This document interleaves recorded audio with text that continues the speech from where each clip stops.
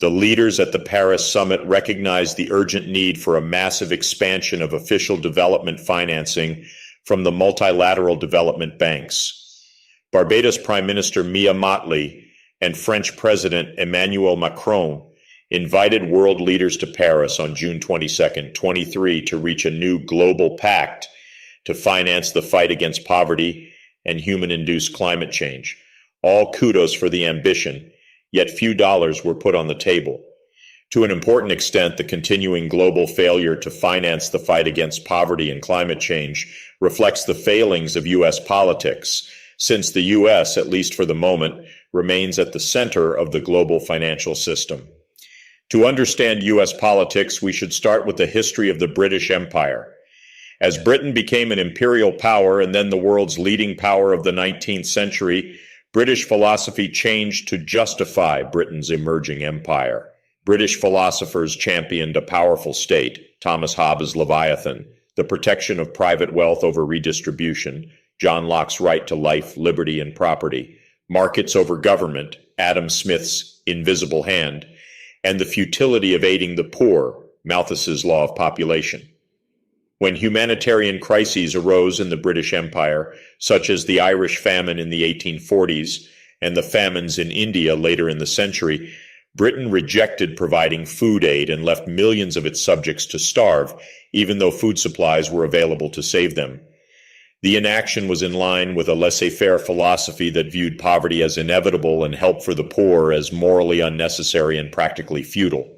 While developing countries need hundreds of billions of dollars in additional MDB lending each year, backed by additional MDB capital, the US and Europe are instead pressing the MDBs to lend slightly more with their existing capital.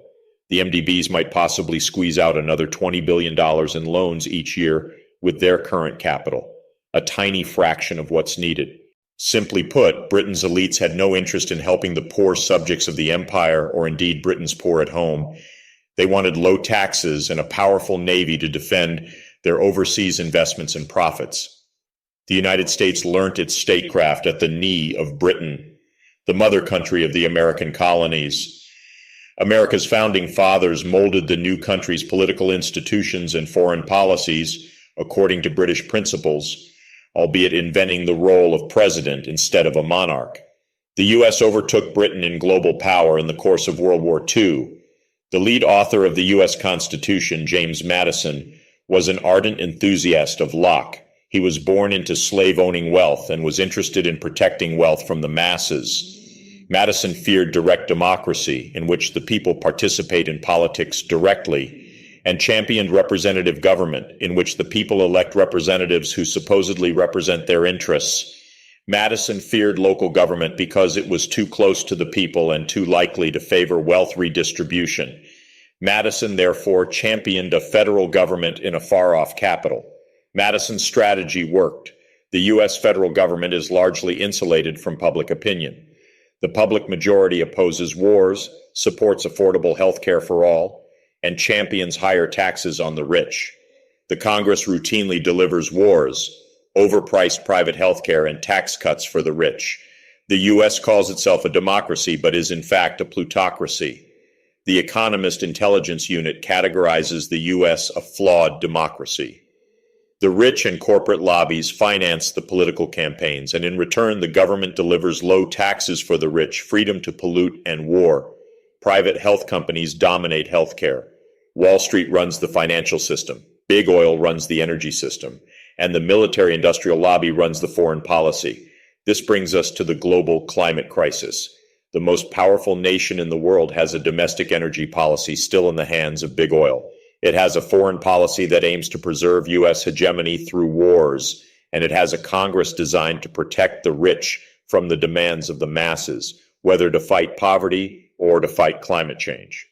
The U.S. leaders who attended the Paris Finance Summit, John Kerry, U.S. Special Presidential Envoy for Climate, and Janet Yellen, U.S. Treasury Secretary, are individuals of outstanding ethics and deep and long-standing commitments to fighting poverty and climate change.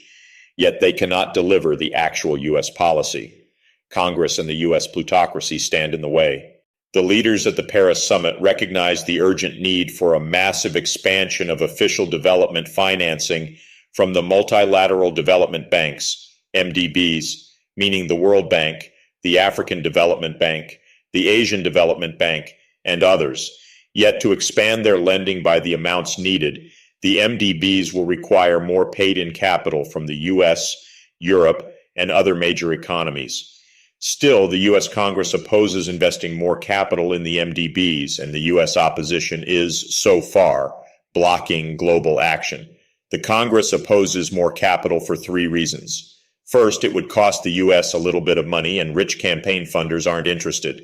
Second, it would accelerate the global transition from fossil fuels, and America's big oil lobby wants to delay, not accelerate the transition.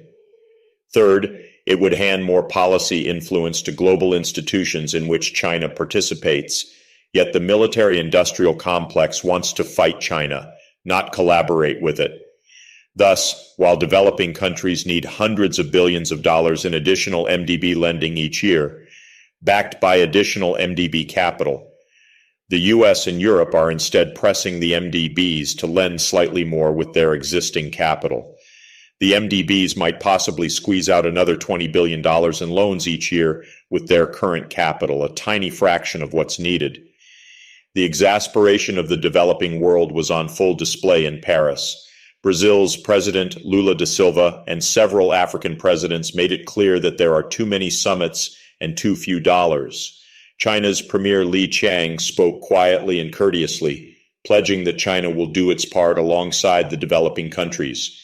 Solutions will finally come when the rest of the world moves forward despite U.S. foot-dragging. Instead of allowing the U.S. to block more capital for the MDBs, the rest of the world should move forward with or without the U.S.